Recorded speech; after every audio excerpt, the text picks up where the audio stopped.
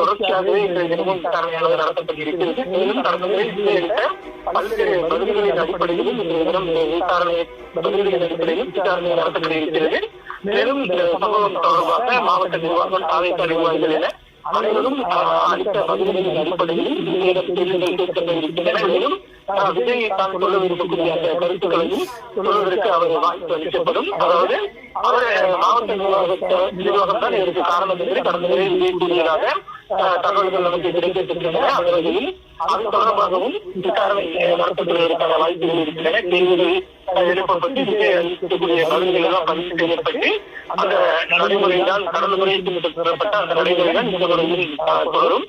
எனவே விஜயிடம் கேள்விகள் கேட்பது இருந்தாலும் கூட அவர் அளித்த பதில்கள் எல்லாம் தயாரிக்கப்பட்டு அது வாக்குமூலமாக பதிவு செய்யப்பட்டு அவரிடம் கையொப்பம் பின்னரே அவர் விஜய் வெளியே